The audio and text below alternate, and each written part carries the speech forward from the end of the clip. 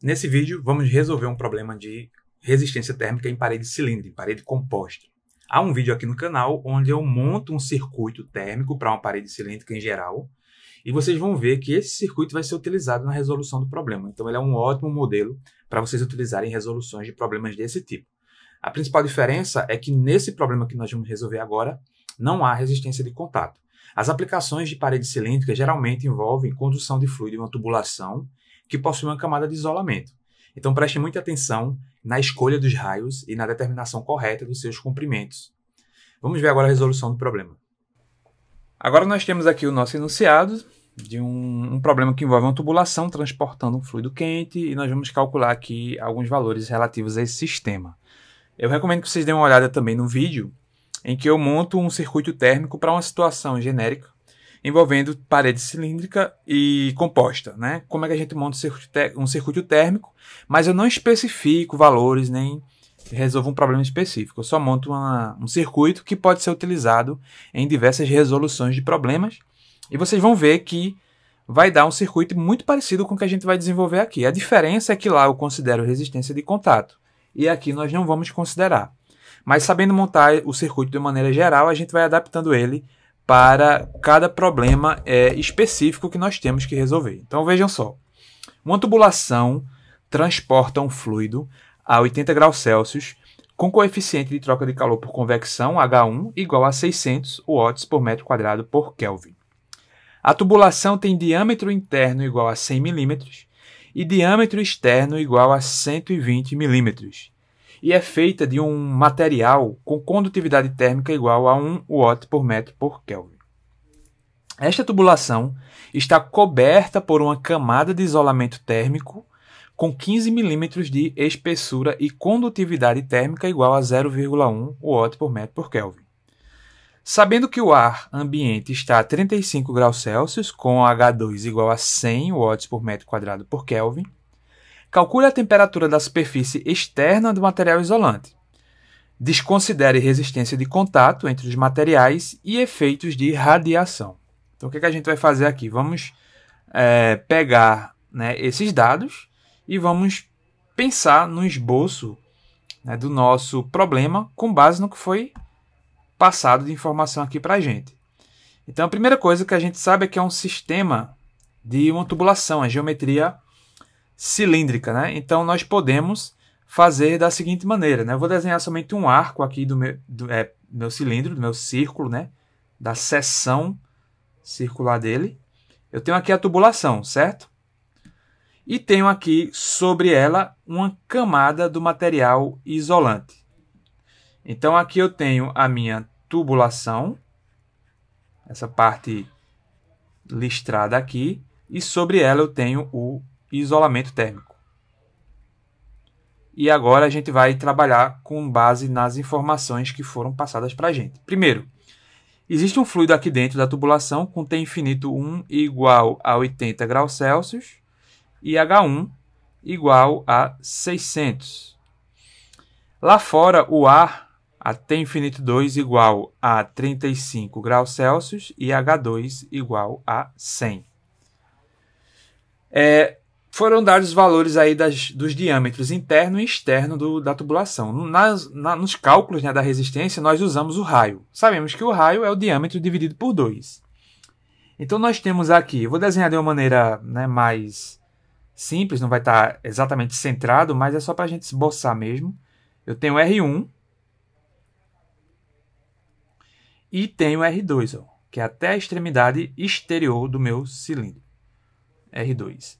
E tem um terceiro raio, que vai do centro até o fim do material isolante, R3. Eu vou desenhar aqui do lado os valores de R1, maior, R1 é o diâmetro interno dividido por 2, ou seja, 100 milímetros dividido por 2, 50 milímetros, 0,05 metros.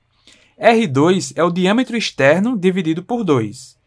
Ou seja, 120 milímetros dividido por 2, 60 milímetros, 0,06 metros. R3, prestem bastante atenção, é o R2 mais a espessura de isolamento. Eu vou chamar essa espessura do isolamento, esse pedacinho aqui, que eu vou desenhar agora, de x. Então, é R2 mais x. Ou seja, 0,06. Qual é a espessura do isolamento? 15 milímetros, mais 0,015. Então, R3 vai ser igual a 0,075 metros. Muito cuidado com isso, porque R1 e R2 são, respectivamente, diâmetro menor sobre 2 e diâmetro maior sobre 2. O terceiro raio é esse raio externo mais aquela quantidade de isolamento que foi adicionada, aquela espessura de isolamento, certo? Então, foi os 60 milímetros de R2 mais os 15 milímetros de isolamento. Ok, temos aqui os raios, né? Resolvemos aqui o problema dos raios. Vamos voltar a esses valores quando for necessário. Temos aqui um esquema da nossa tubulação, né? A parte listrada aqui é o tubo, a parte que não está preenchida é o isolamento.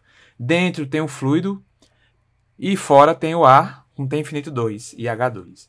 O circuito é o seguinte, ó, começa do T infinito 1, o calor vai sair desse fluido para a primeira parede, a parede da tubulação, enfrentando uma resistência de convecção, que é 1 sobre H1, 2π R1, o raio interno, né, que é a face que está em contato com esse fluido. Depois ele vai enfrentar uma resistência de condução lá dentro do material do tubo. Resistência de condução. Então, Ln do raio maior, R2, sobre o raio menor, R1, sobre K1, que é a condutividade da tubulação, vezes 2π. Não tem resistência de contato, o problema diz que é para a gente ignorar a resistência de contato, então vem aqui a segunda condução agora no material isolante. Para esse material, o raio maior não é mais R2, agora vai ser R3. Observem lá na figura. Sobre o raio menor, que para ele vai ser R2, sobre K2, vezes 2π. Muito cuidado com essa questão dos raios, porque dependendo da camada de sólido que vocês estão, o raio maior e o raio menor vai ser diferente.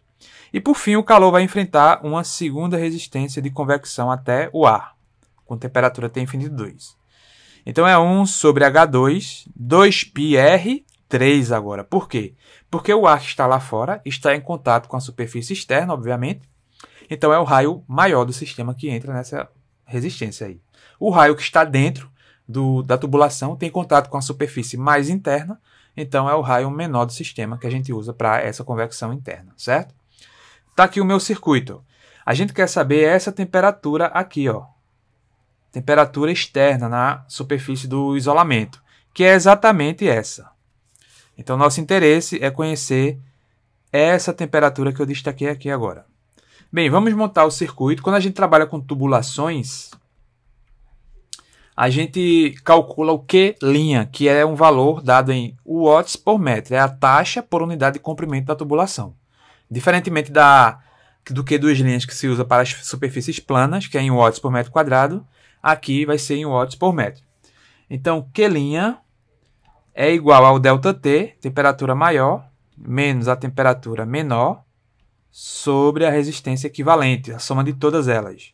1 sobre H1, 2πr1, mais Ln de R2 sobre R1, K1 sobre 2π, mais Ln de R3 sobre R2, K2 vezes 2π, e 1 sobre H2, 2πr3. Temos aqui a expressão montada. Nós temos todos esses valores. Nós temos os 3 raios, as 2 condutividades, os 2 valores de H e as temperaturas T infinito 1 e T infinito 2. Então, substituo os valores. Vai ficar 80 menos 35. Eu já falei em outros vídeos que não precisa converter para Kelvin, porque o ΔT em graus Celsius numericamente é igual ao ΔT em Kelvin. A resistência, eu vou subir um pouquinho aqui para vocês enxergarem melhor. 1 sobre H1, que é 600. Todas as unidades estão coerentes, por isso que eu não estou escrevendo aqui, não vai ter necessidade de converter nada. 2π, o R1 em metros é igual a 0,05. Resistência de condução, a primeira, R2 sobre R1, 0,06 o R2, sobre 0,05 o R1, sobre K1, que é 1 mesmo, né? Vezes 2π.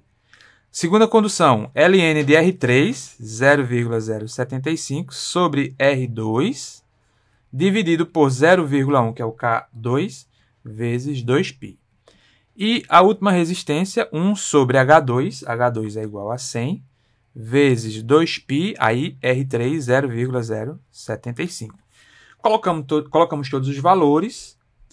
Quando a gente calcula esse Q', né, essa taxa por unidade de comprimento, a gente vai achar um valor de Q' igual a 127,6 watts por metro. Mas a pergunta é, qual o valor da temperatura externa? Eu quero saber o valor dessa temperatura aqui. O que é que eu posso fazer? Eu posso pegar, vou colocar de outra cor aqui, esse trecho do circuito, ó, que tem TE e T infinito 2. E reescrevo a equação de Q' para esse caso aqui, um pedacinho menor do circuito. E aí a gente só vai ter uma resistência, que é a resistência de convecção externa. Aí a gente vai reescrever aqui, Q', eu posso pegar qualquer pedaço do circuito, é igual a TE menos T infinito 2.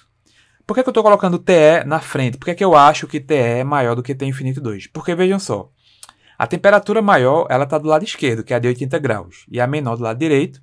Então, quando uma temperatura nesse circuito estiver à esquerda de outra, ela vai ser maior, já que a maior temperatura do sistema está do lado esquerdo, certo? A temperatura ela vai diminuindo, vai decrescendo da esquerda para a direita. Então, como TE está do lado esquerdo de T infinito 2, então TE a gente já sabe que tem que ser maior do que T infinito 2. Então, eu vou reescrever aqui, ó, entre elas só existe essa resistência de convecção. H2, 2π, R3. A gente pode substituir os valores. TE menos 35 dividido por 1 sobre 100 vezes 2π vezes 0,075. Isso tem que ser igual a o Q'. Q' é igual a 127,6 watts por metro. Todas as unidades estão no SI. Quando eu calcular essa temperatura, eu vou achar o valor. Teoricamente, eu vou achar em Celsius, porque eu não converti para Kelvin, mas isso não vai dar erro, tá, gente? Porque eu já falei para vocês que o ΔT ele pode ser calculado em Celsius ou em Kelvin, que vai dar sempre o mesmo número. Então, a gente não tem chance de errar se a gente mantiver em graus Celsius. Então, eu vou ter aqui, ó, TE igual a 37,7 graus Celsius. E aí a gente achou a resposta que foi solicitada para o nosso problema. E aí, como vocês viram, nós usamos exatamente o circuito do vídeo que eu citei anteriormente, só que eu omiti a resistência de contato, porque o problema pede para não considerar essa resistência de contato. Então, esse modelo ele é um ótimo modelo para vocês estudarem, porque vocês vão ver que ele vai se aplicar na maioria dos problemas envolvendo parede composta cilíndrica em uma dimensão, ou seja, ao longo do raio. A gente se vê no próximo vídeo. Até mais!